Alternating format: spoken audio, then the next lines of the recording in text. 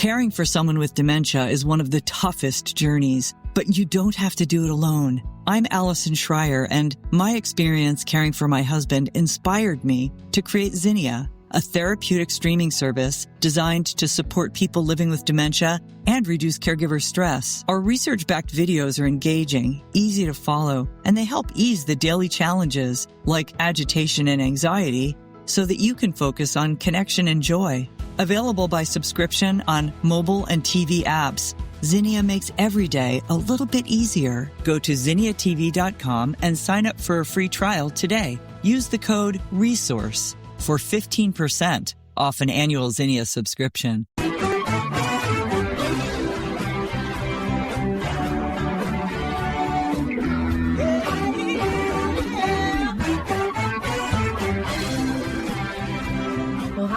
And welcome to Alzheimer Speaks Radio. I'm your host, Lori LeBay, and I'm so excited that you're joining us today. We are going to have a fascinating conversation as usual as we learn from people all around the world at all ages and stages of life. Stay tuned as we shift our dementia care from crisis to comfort. Here we go. What you think about, you will bring about.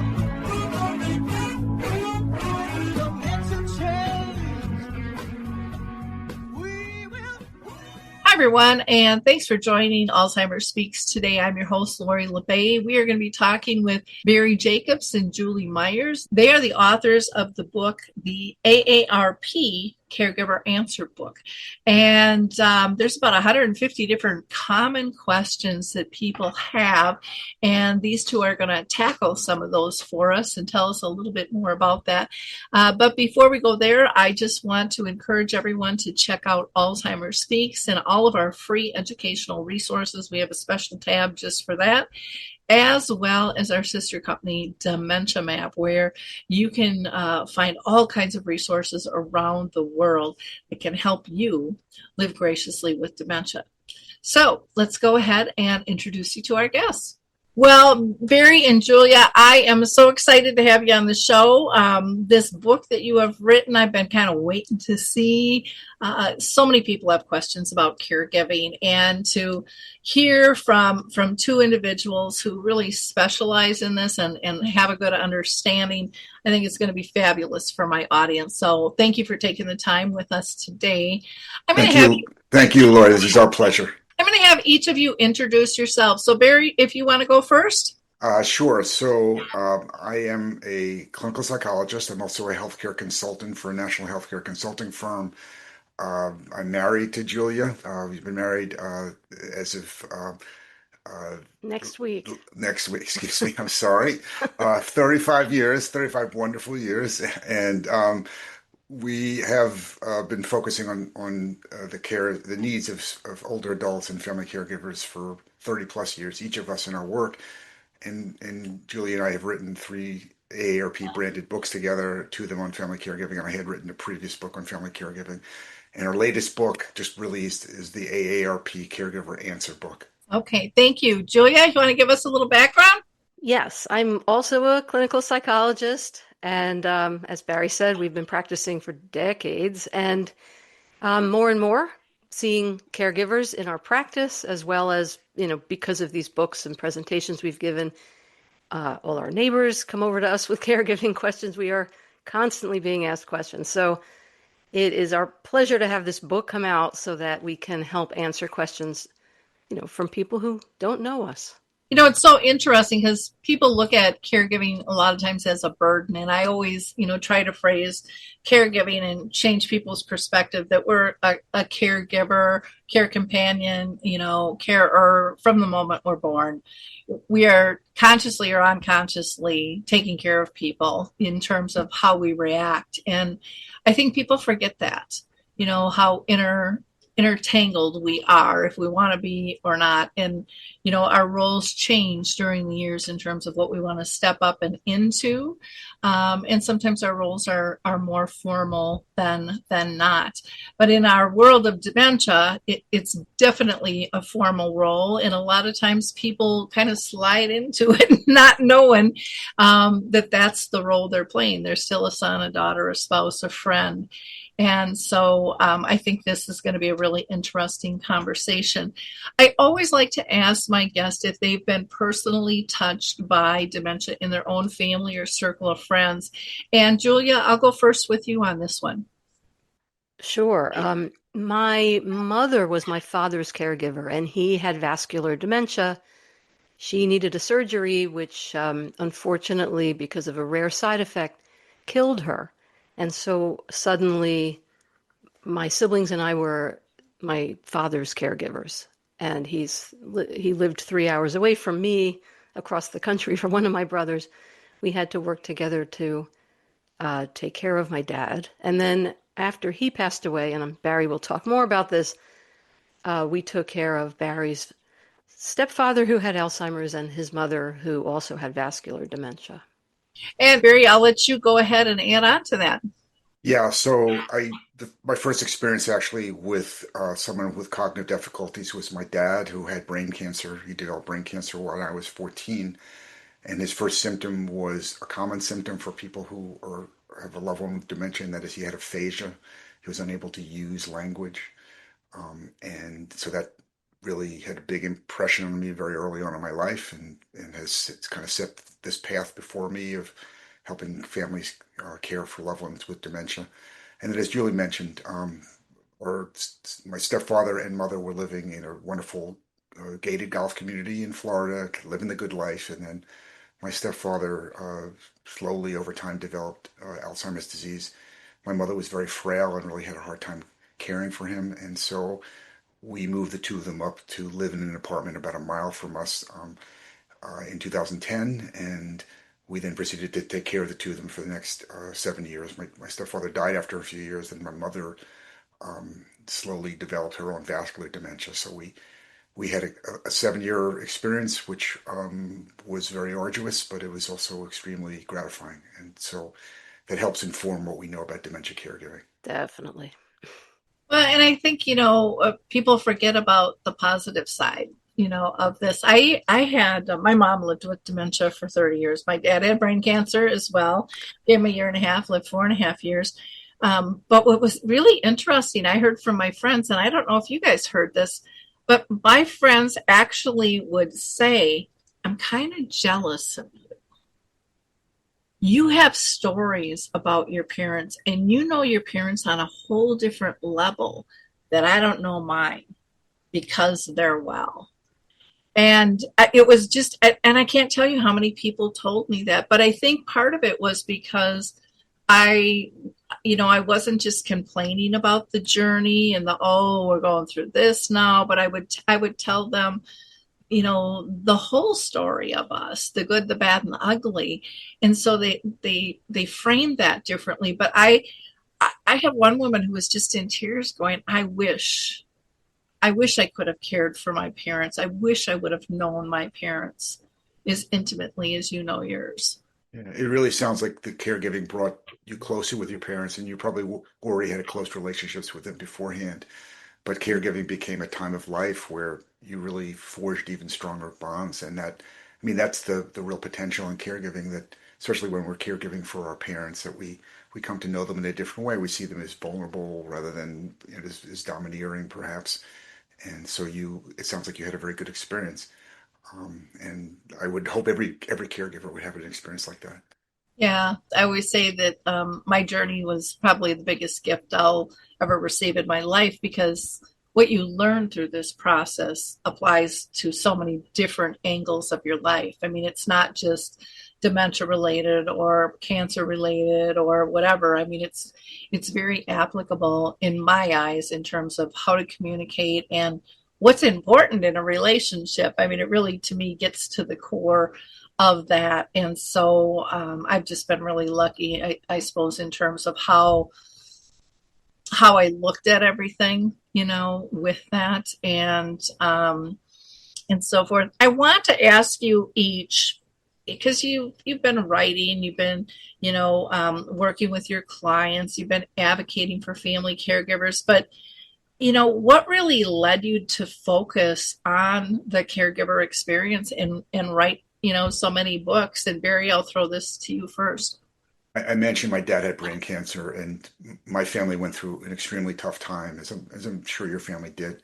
My father had been an attorney. He'd been a litigator, so he was accustomed to standing in court and arguing. And then the first symptom is he can't use language anymore. So then he's out of work. My mother has to work 2 jobs to try to compensate for his loss of income. And so our family went through a very difficult economic time, a very difficult emotional time. Then my dad died after a year, and there was a lot of dissension in my family, a lot of arguing between my mother and my father's mother over what my dad's treatment should be, and it had a very big impact on me at a really sensitive time in my life. I was 15 when my dad died, and it's not like at that moment I said I want to be a clinical psychologist specializing in family caregiving, but eventually it kind of led me to this place where working with family caregivers was extremely meaningful on a very personal level for me, and I wanted it to become my professional mission, and that's pretty much the way my career has been, whether I've been working clinically or working on healthcare policy or writing or doing public speaking. It's all for the same purpose, and that is helping families deal with these really trying circumstances in the life of the family. And they're not abnormal circumstances. I mean, many families go through this, but most folks don't like to think about bad things happening, and so they are unprepared. I want to help them, and Julia too. We want to help them prepare better and just not be lost in this process, and to really find it gratifying the way you found caring for your parents very gratifying.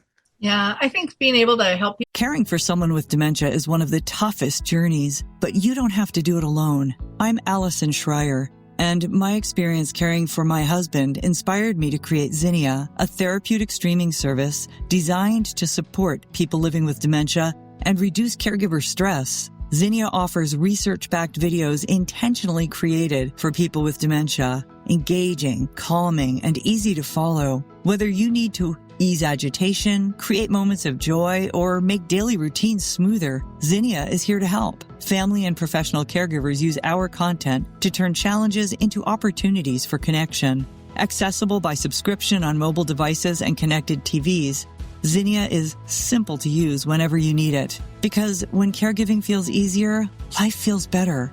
Go to zinniatv.com and sign up for a free trial today. Use the code RESOURCE for 15% off an annual Zinnia subscription. We'll take the scary out of it. This is normal. We're all going through it if we want to admit it or not at some level, and typically in multiple, points in our life. And I kind of giggle sometimes because, and again, this doesn't happen to everyone, but I think, like when people get pregnant, there's such excitement, about, becoming a parent and da, da, da, da, da. And again, not in everybody's case, but in a lot. And they walk into it with this joy. And you rarely do you hear that when somebody is ill. It's just like, oh my gosh, what do I do now? And, everything's going to change. And, there's just beauty in all of life. But if you don't look for it, you're never going to find it. And so I think it's helping people, direct them to feeling in control when they can be, and going with the flow when they can't be. And again, the beauty in those detours. I mean, we've all been on journeys, even if we're on a road trip and it's like there's a detour and we're like, oh dang, we're gonna be late, and we're not gonna do this. And then all of a sudden you find this quaint little town, or you go into this little shop, and that's kind of how I relate to the caregiving experience. If you allow yourself to go with the flow, as long as everyone's being protected, there's a lot of cool things that you'll experience if you open the door to that. How about you, Julia? What led you to this, caregiving experience? I appreciate you both have this personal background and things, but I always find that sometimes there's a a point or two in life, or I know when I look back at mine, I can look at boom, boom, boom. It's like scary how connected everything is. If I look at my life every 5 years of how I landed where I am, it's like, oh boy, that's almost a direct line, but I would never see that if I didn't look that deeply. Absolutely. When my mother needed this major surgery, valve replacement, bypass surgery, I was in my early 40s, and I was eager. My sister and I actually were really eager to take care of her and my dad while she was recovering, thinking that it was temporary, brief. And then when she passed away so suddenly, everyone was flattened with grief, my two brothers, my sister, and I.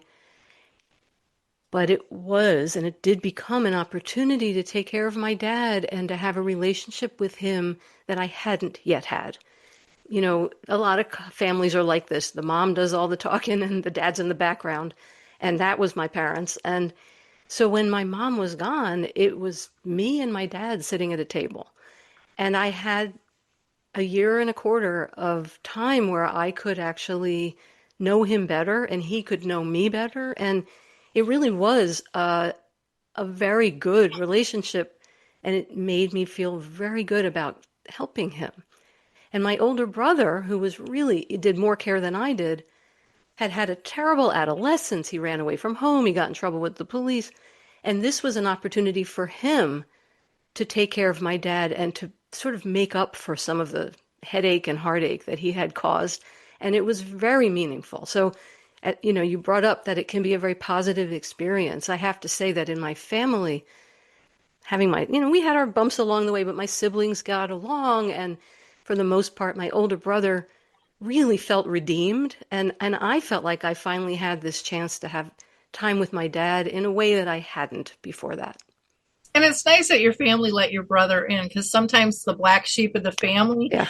They're not allowed to re-enter, or once they're deemed that, they are always that. And I've seen people really struggle with that. So what a great opportunity to, see if things have changed. He was the one my dad really wanted to care for him. It was nice. Oh, that's really sweet. Now, you both mentioned that you've been caregivers for family. How the heck did that affect your marriage? I know, when I was married, my husband, he, like you had said, Julia, the woman kind of runs the house and does the talking. And he just kind of followed it. Tom just was really good. He let me do what I needed to do and would support me or get out of the way, whatever I needed at the time. And was also right there, with my folks when I needed them. But how did you guys maneuver that? Julia, I'll let you go first. Well, when I was caring for my dad, I was driving 3 hours each way every other weekend to take care of him and give my brother a break and my other siblings. And Barry and I had 2 teenage kids. One of them was getting ready to go to college, and it was a tough time for me to be away from them. But Barry absolutely stepped in and took care of them on those weekends. There was never a complaint. My kids were really good-natured about it too. So in that instance, we really did fine. And then Barry may want to answer more of this one, but when we were taking care of his parents, we really made a pretty mindful effort we're 2 psychologists. We tried to talk to each other about what we were feeling, process some emotion, get some perspective, manage self-care if we could a little bit. So we did try to work together. Great. Barry, what would you like to add on all that? So I would say at the point at which we moved my mother and stepfather from Florida to live near us, I think I kind of threw myself into the caregiving role to such a degree that I was not available to Julia as a husband, and I wasn't available to our kids as a dad. And I was just, I wanted to make sure they had dinner every night. I wanted I was checking in on them constantly. I was very much focused on them. And if I had other things to do that took me away from them, I felt very guilty that I was being a bad son. And, my wife, because she's a wonderful person as well as a psychologist, was able to kind of say to me, things are really a little out of balance now. You need you need to be home more. You need to spend time with me. You need to take care of yourself. I mean, she said she was able to make me realize that if I wanted to do the best job I could for my mother and stepfather, I had to do really sustain myself, and that meant also being a good dad and a good husband. And so I think that was extremely helpful to me. And then aside from that, I mean, Julie was right in there helping take care of them. I mean, she took them to the supermarket, she took them to doctor's appointments. We had dinner with them at our house all the time. And Julia was cooking. I mean, it was Julia took this on as part of our family's responsibility, and so was, she was emotionally supportive for me and was extremely supportive to my mother and stepfather, for which I was extremely grateful. And I think it really made our marriage much stronger. I mean, I think our marriage was already very strong, but I had such admiration for her during that time. I still do. It's interesting because people think of long distance caregiving and they get the drives or the flights and all of that. And Julie, you described all that, but then, here's Barry in town, and you're just like blinded by everything that needs to be done. And I think one, because you're so close, and everybody, I shouldn't say everybody, but you wanted to do a really good job. And I think that happened with me too. It was like I was so intense because I did have a good relationship with my folks, and I wanted them to be, I'm going to cry, as well cared for as they cared for me. I mean, I really felt I owed that to them. And that was really important in it. So it's really easy to lose yourself in that process. And you think you're juggling everything, but you're not always doing it well. And I know for me, I didn't realize how much of myself I lost.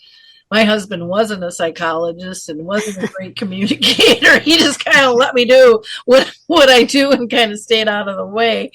And until I kept pushing friends away. And one day, and my audience has heard this story, but it's just such a powerful story. And it's such an important one to have that balance and to be able to recognize it within yourself or within others who are caring. They had called me up every week, to go have coffee. And I just couldn't manage that. There's just no way. My schedule was packed. It's like, don't you see that? I'm working full time. I have a family. I have extra people living with me. Plus I'm caring for my folks. I mean, the list just kind of goes on and on and on. And I'm like, how do they not see this? And I thought, okay, I'm going to give them 15 minutes of my time. And I'm going to go in and I'm kind of going to set them straight. That was my attitude. Like, don't call me again because I really don't even have time to take the call, was really my attitude. And these were such good friends. I ended up staying and we laughed and we cried for 2 hours. And it wasn't until I let myself be with them and they allowed me to be my obnoxious self, who was on the edge, who I didn't even know I was on the edge because I'm a type A personality and I'm always in control, or so I thought, that I realized how empty I was and that I walked out full and I felt so much better. And I never missed a coffee after that, so thank God for Julia, to be able to talk to you, and thank God for my friends. It's important to help people see that, because you don't see that in the mirror, or I didn't. I just saw my never ending to-do list in front of me, and I wanted so bad to do good by them, and I think that's can be really, really common, and then there's others. And I'm sure you've run across this, where they haven't had a good relationship with who they're caring for. And, I wanted to step up. You guys wanted to step up, but not everybody wants to step up. And that's got to be even more difficult. How do you deal with those family dynamics? And do you have any advice for people out there that are struggling with their relationships and caring for someone who, to be quite honest, maybe they don't like, and maybe who never have, maybe who were never well cared for by them, and they have a hard time giving that back? So we talk about how all caregivers make decisions about how the degree to which they're going to commit themselves to caregiving on the basis of how able they are, how available they are, and how willing they are. And even, there are people who are able to do certain things, but maybe not strong enough to pick up someone on the floor if they've fallen, or they have multiple responsibilities and have limited availability. But the willingness issue is the issue that you're really alluding to, Lori, and that is if they have had a bad relationship with a parent, they're not so inclined to take care of that parent, for instance, or other family member. And then what we talk about with them is what could potentially caregiving mean to them? So when the relationship has historically been good, the purpose of caregiving to give back is extremely powerful. And you mentioned it yourself. For folks that aren't so motivated by giving back, they may still be motivated by wanting to do the morally right thing to do. Or if they are someone of a strong religious persuasion, they may feel like this is God's work in this world.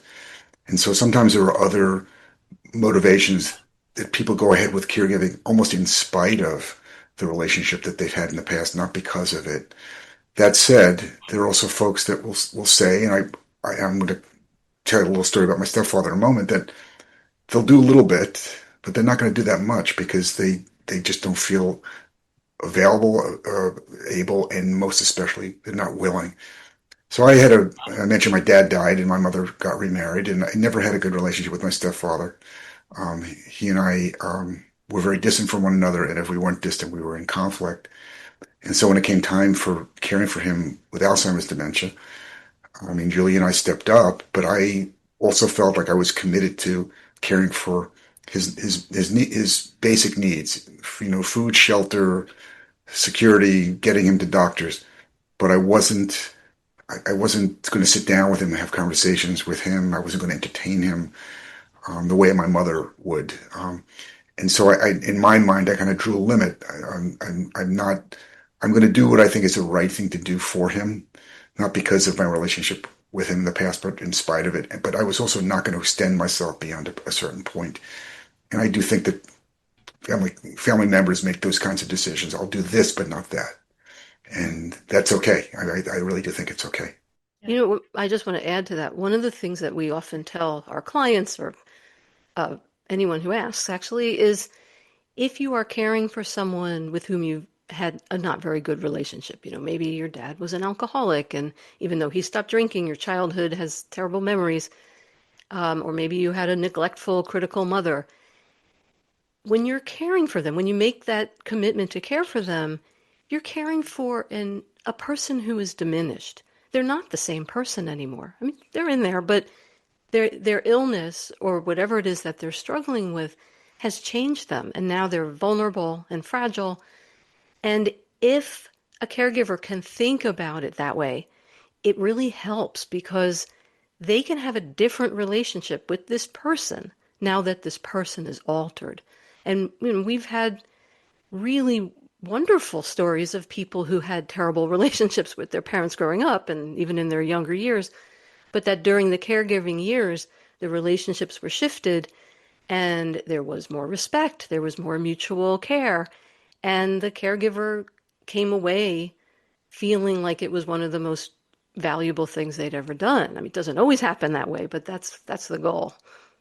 Yeah. Caring for someone with dementia is one of the toughest journeys, but you don't have to do it alone. I'm Allison Schreier, and my experience caring for my husband inspired me to create Zinnia, a therapeutic streaming service designed to support people living with dementia and reduce caregiver stress. Zinnia offers research-backed videos intentionally created for people with dementia, engaging, calming, and easy to follow. Whether you need to ease agitation, create moments of joy, or make daily routines smoother, Zinnia is here to help. Family and professional caregivers use our content to turn challenges into opportunities for connection.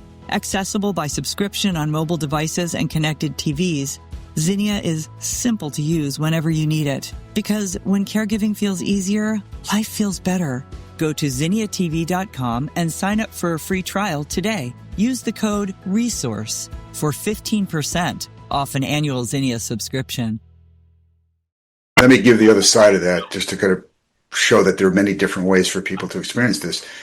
If someone was traumatized by, say, an abusive parent, an alcoholic parent, or physically or even sexually abusive parent, and now they're in a position where they're being asked to care for that person, the very idea of being tied to that person again may be re-traumatizing for them, and it just may be impossible for them to make that commitment. And with any clients that we have that have a history of trauma, we're always trying to help them understand that they may have been vulnerable to being victimized when they were particularly children or younger, but now they're a much more capable adult, and they're not going to be victimized again in that way. And so there are folks that even with terrible histories of having been abused by the person they're caring for are able to say that happened then, and as Julia points out, that the person who's before me now is not the same person. This is a vulnerable older adult who is like a toothless tiger at this point, and I can take care of this person because it's a right thing to do to take care of vulnerable people in this world, and I want to do it. And so it's possible, but it's often very hard. Well, and if they're tied into a therapist to help support them, through this journey and recognizing that and familiar with boundaries and knowing that life's not perfect and, that they may change their mind. They might make one decision 1 second and another at another time. I think is all really important. And then you have people, and I hear this a lot from people like, boy, he was really a son of a bitch growing up, but I like this person because he's got frontal temporal lobe and his personality changed, or vice versa. Or what happened to my sweet mom? She's talking like a sailor and I can't believe it, So there's all those types of mixtures that run in, or even titles of who you're caring for. I am now caring for my ex-husband, who doesn't have dementia, but he has a lot of health issues, and his wife, who has major cognitive issues. And people, and I'm pretty much their primary caregiver, and people are like, how can you do that? Why would you do that? And I'm like, why wouldn't I? They're still nice people. We might have been divorced, but, we weren't arch enemies either, and there's not anyone else to help them. And I can do that, but it's amazing to me sometimes how our friends and acquaintances will question what we're doing or why we're doing it. And I've had 2 experiences, and I'd love to know if you guys have. They would ask the same question, like, how's your mom doing? And one team really wanted to know, and the other team just really wanted to say, well, she doesn't remember you, so just let her go. You don't have to visit. You don't have to do this. And what I found is they were doing that because they were so uncomfortable on how to help me or support me. And it was detracting from our relationship. And that the comfort was just so extreme. And that just shocked me to see these 2 different camps ask the same question, but for totally different reasons. And it just became very evident that it was their emotional coping skill. It's kind of like when somebody gets divorced, well, I'm going to go on this side and I'm going to walk away from this side. That's kind of how I related that situation. Have you guys seen that or experienced that with yourselves or your clients? Where I thought you were going to go with it, Lori, is there are people who ask, how's your mom? How are you doing? And the truth is, what they want to hear is fine, right? Mm-hmm. They don't want to hear more than that, because honestly, they're not that interested. Or, as you point out, the whole idea of dementia is so frightening to them. And lots of people say that it's almost like they have a magical belief that it's somehow contagious. That if they get too close to you or to someone who's suffering from dementia, that it's going to inflict them or inflict their family. And so they want to be polite, but they don't really want to know. What you're describing is people taking it even further and saying, why don't you just basically park your mom in a nursing home and forget about her, because she's not able to really relate to you anymore. And again, that has everything to do with their fears, as you're pointing out, and they're projecting their fears onto you and imagining what they would go through if they were in a similar situation. Yeah. It's true. Most of what people say is in giving advice or asking questions, it's about themselves. And most people, especially if they haven't been around someone with dementia, they're terrified by it. I would agree. Now, you guys had teenage children during your caregiving years. How did it affect them? And before you answer that, how much did you really let them know? Because there's a lot of families that go, no, I'm going to protect my kids. I might ask them to watch them. I might ask them to do a task, but I'm not really going to tell them any details because they don't need to know that. They're just a kid. And I've seen kids get really frustrated with being left out on that and not knowing what to do because so many of them really do want to help. So how did you guys deal with that? Julia, I'll let you take that first. Our kids were very mature teenagers in many ways. And so we were pretty open about what was working, what was a struggle, what was frustrating us. And we gave them opportunities to interact. Our son actually, he would go over on his own after school because we had my in-laws a mile away from us. So he'd walk home from school and stop in there and sit with my mother-in-law, and they would talk. And it was one of the joys of her life at that time to have my son sit with her and ask her about her life. And he did a wonderful job. So I think the idea is you share reasonably with your kids, not every single thing, but you let them know what's going on. And if there's an opportunity for them to help, it just allows them to be part of a caregiving family and they can see how important and meaningful it is. And so that's what we hope our kids got out of it. Barry, anything you want to add? Yeah, I think a lot of the decision about how involved kids should be has to do with, it really depends on their age. I mean, our kids were 14 and 17. They weren't babies. Um, I think the bigger issue for them was how were they going to be affected by time that we spent with their grandparents? Would they miss time with us? Would we not be able to do things for them? And I think that, in fact, was the case to some degree. There may be times when we couldn't drive them places or we couldn't have dinner with them. And I think they felt it. And I know that when we first sat down with them and said, we're moving your grandmother and Steve or my stepfather, grandfather, great, up from Florida, they weren't like enthusiastic about this. They were sort of like a little I think they were scared. I think they were afraid. Yeah, they were apprehensive about how this would affect them. But I also think, as Julia points out, particularly our son got a lot out of it. I mean, first of all, their grandparents were lived in Florida most of their lives. They didn't really know them that well, other than to see them a couple times a year.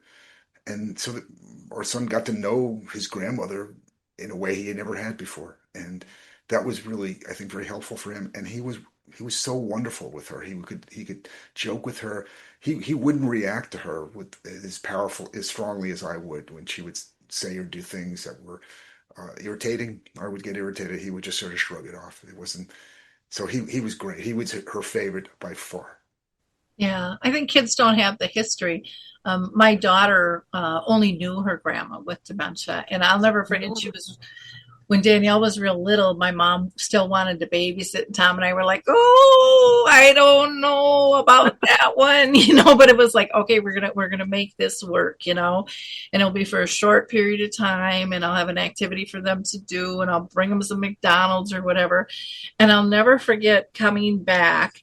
And the two of them are sitting at the dining room table. And as I walked, just into the doorway, they both held up their pictures. You couldn't tell who was prouder, the 3-year-old or my mom, of their picture. And they were just like in glee. They were just so joyful. And they were just two peas in a pod having fun, because kids want to engage, they want to learn, they don't hold grudges, they don't see the differences a lot of times that we see, and like you said, they can learn so much to be compassionate and empathetic on this journey while giving so much joy, and then learning stories, learning more detail about who they're caring for.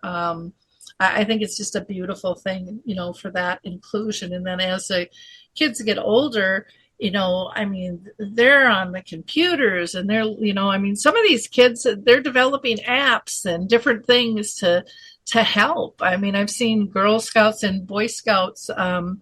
One Boy Scout, Eagle Scout, built a huge freshwater fish tank. He raised $10,000, and he was mentored by a man in an assisted living who was a craftsman, and he got mentored by a freshwater fish tank guy, and they donated this thing to a senior housing because his grandma was there and she liked to watch the fish and he wanted that there. Another girl, her and her best friend both had grandparents that had dementia, but they never talked about it. And then one mentioned it, and they said they came up with a book to gather stories and questions to ask. And so the creativity and the involvement and the power of feeling purposeful and helpful, I think, is just such an opportunity that we don't want to lose with our kids. For anyone who is just joining us, we have been talking with Barry Jacobs and Julia Mayer, who are both clinical psychologists, and they are the co-authors of the AARP Caregiver Answer Book, which has almost 150 questions that are really common to caregivers, and you need to pick this book up to help you on your journey. They have a website called caregiveranswerbook.com. They are on, Julia's on Instagram. They're both on Facebook. They're both on Twitter or X, and both on LinkedIn as well.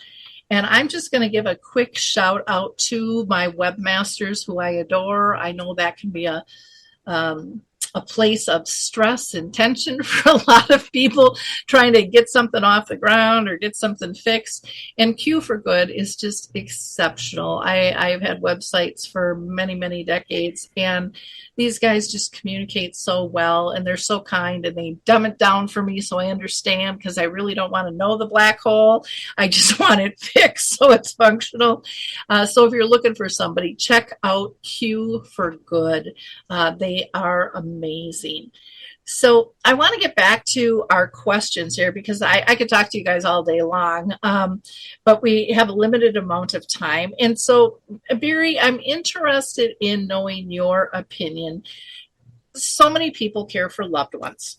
And loved ones, with dementia or something else, they're labeled caregivers, but a lot of people are reluctant of that title, and they're reluctant to find support services. What do you say to them, and why does that happen?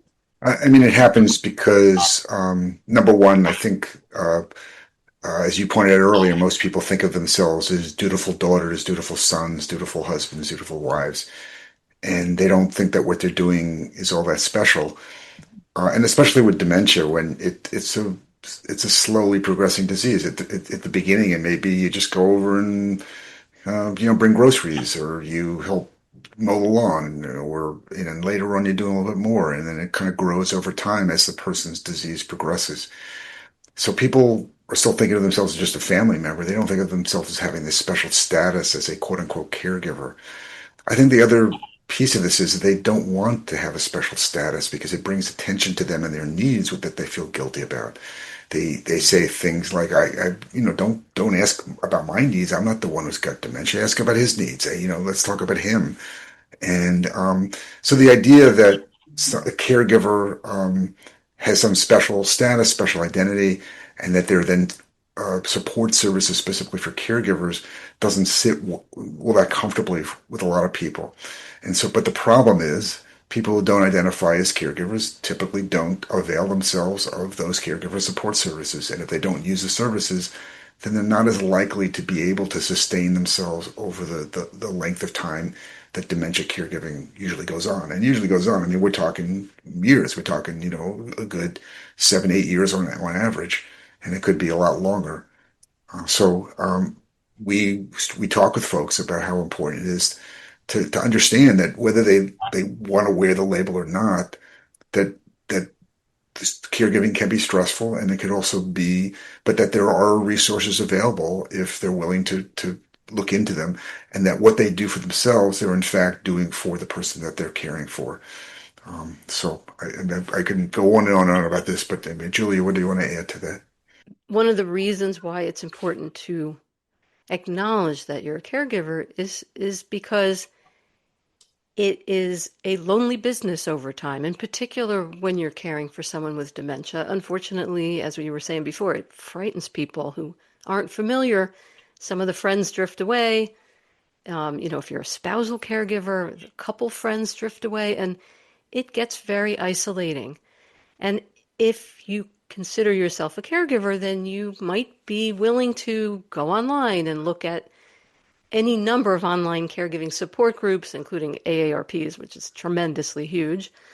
And then you can see other people doing the same thing that you're doing. And if you're going to bed frustrated, feeling like I wish I hadn't yelled and I'm going to try better tomorrow, but every night I say this to myself, you could at least learn that other people are doing the exact same thing and they're having the same exact frustrations.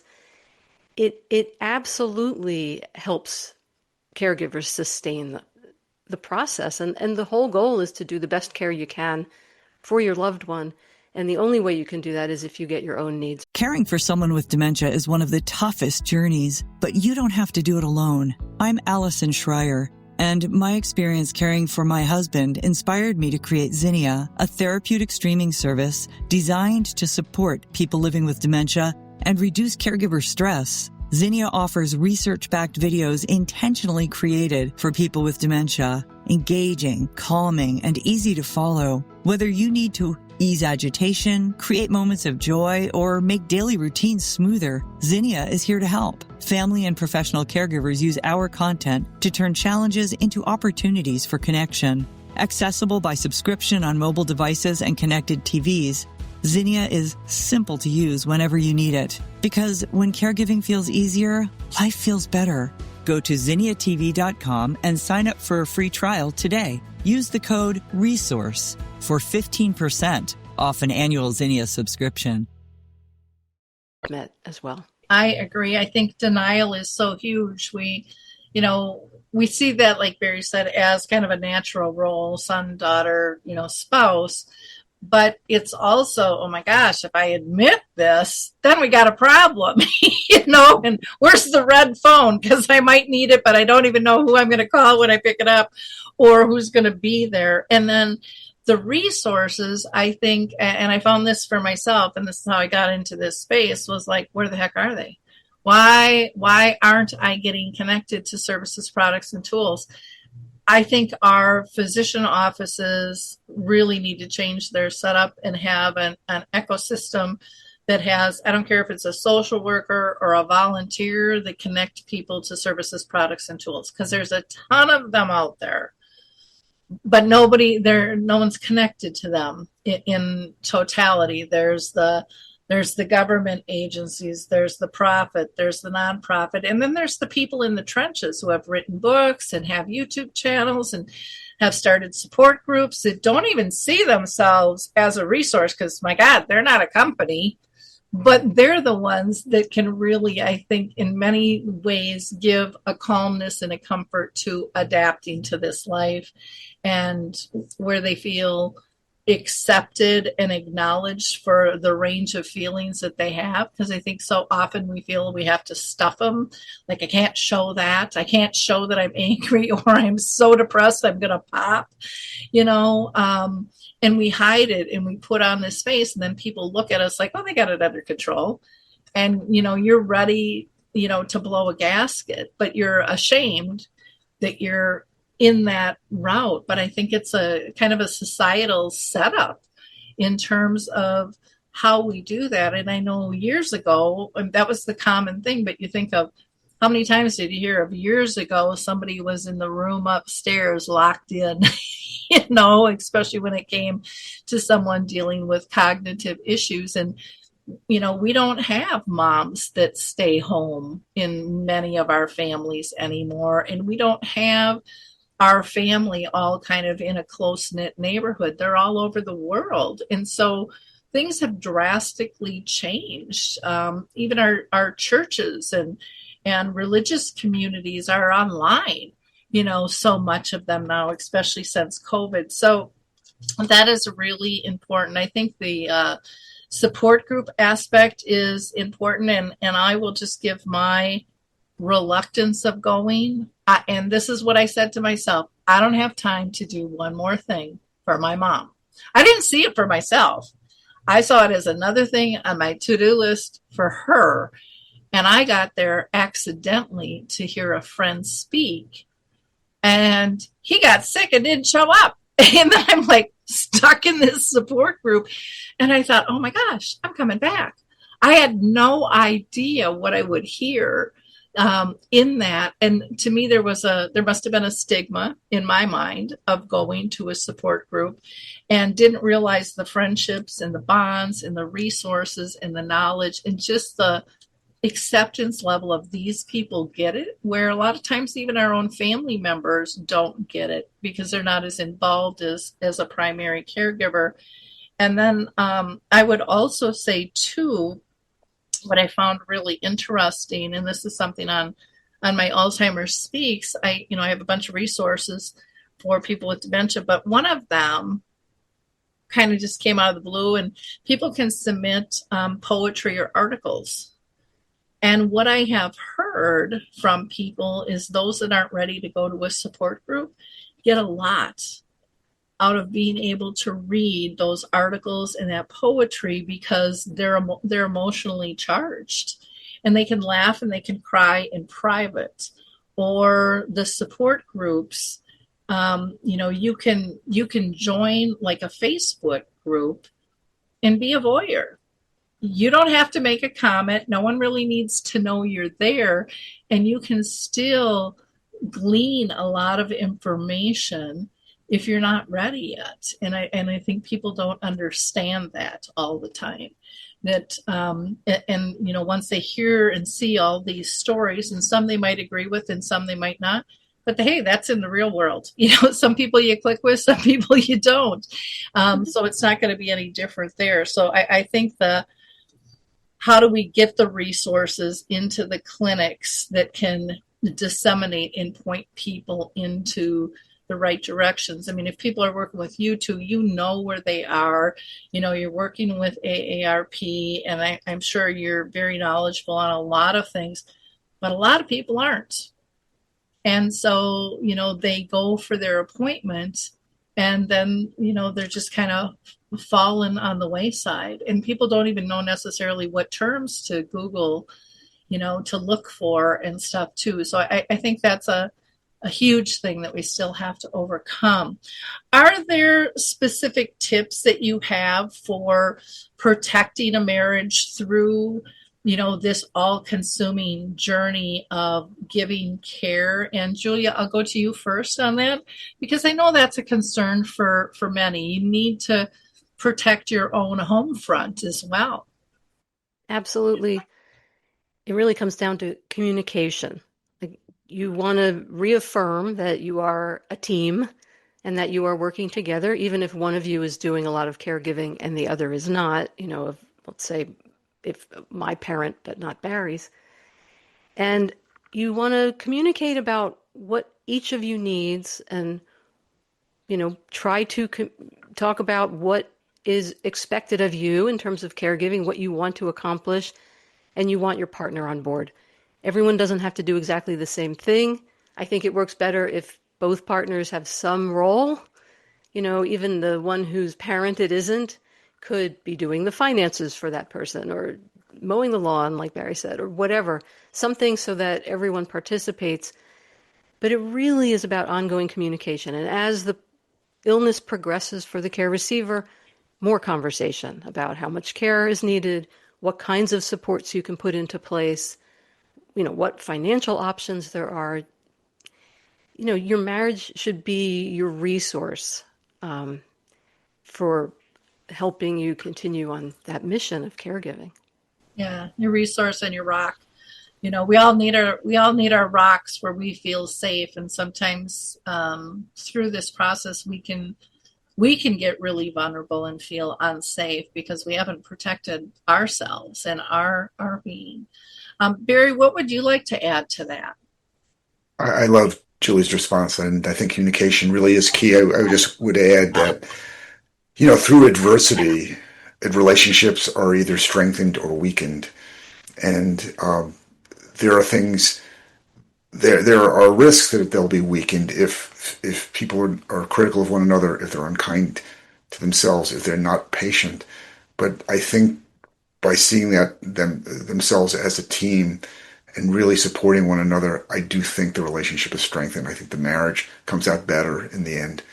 And it becomes part of the shared history of the couple that we did this. And it wasn't easy, but it was really important for us to do this. And it really has made us a stronger team as well as stronger individuals. Well, and don't you think through the journey, as a couple, as a family, as friends, however you're, coping with this caring role, it gets you thinking about how do you want to be cared for, and it makes those questions easier to ask and to answer in a thoughtful process. I just think that we don't talk about that until crisis hits, and then that makes it so much more uncomfortable and so much more stressful. And, if we can give some thought about how do we really want to live life, the good, the bad, the ugly, the controllable, the uncontrollable pieces of it, and have somebody in our corner, I mean, that's to me a huge, huge benefit and a really smart way to live. And yet I see so many people, being afraid of, doing the wills and the healthcare directives and the powers of attorney, because if I do those, I'm on my way out. Well, we're all on our way out. We just don't know when or how that's going to happen.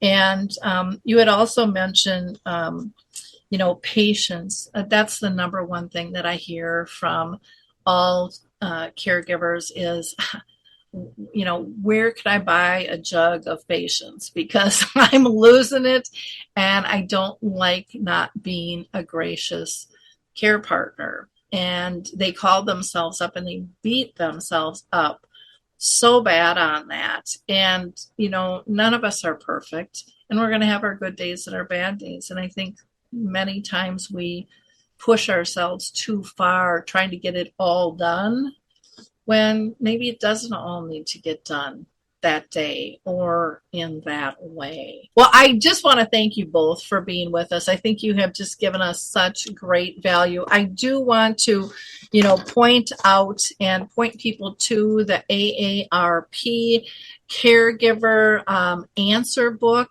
This is absolutely fantastic. They have questions on welcome to caregiving, or chapters, I should say, taking care of yourself, communicating with dignity, caring for a parent or a partner, caring for someone with cognitive impairment, day-to-day caring at home. I mean, the list goes on and on. I know you'll find this as a beautiful resource, and you'll probably call it your personal Bible to help you out when things get frustrating. So again, thank you so much for your time. You can find in the show notes information in terms of how to connect with them via their website, caregiveranswerbook.com, Facebook, Instagram, Twitter, and LinkedIn. Thank you so much, Lori. Yeah, thank you. Really a pleasure, Lori.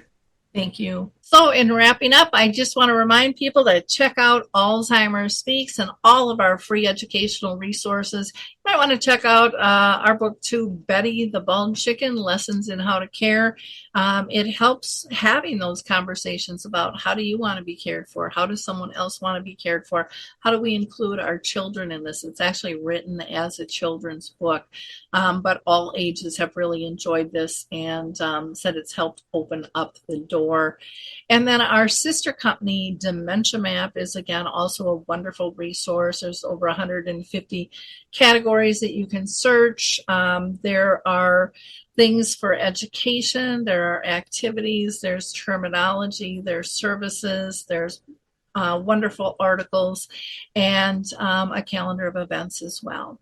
So thanks for now, and we'll see you next. Caring for someone with dementia is one of the toughest journeys, but you don't have to do it alone. I'm Allison Schreier, and my experience caring for my husband inspired me to create Zinnia, a therapeutic streaming service designed to support people living with dementia and reduce caregiver stress. Zinnia offers research-backed videos intentionally created for people with dementia, engaging, calming, and easy to follow. Whether you need to ease agitation, create moments of joy, or make daily routines smoother, Zinnia is here to help. Family and professional caregivers use our content to turn challenges into opportunities for connection. Accessible by subscription on mobile devices and connected TVs, Zinnia is simple to use whenever you need it. Because when caregiving feels easier, life feels better.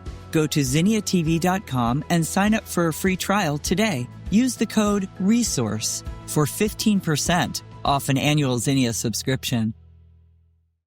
Time. Bye-bye.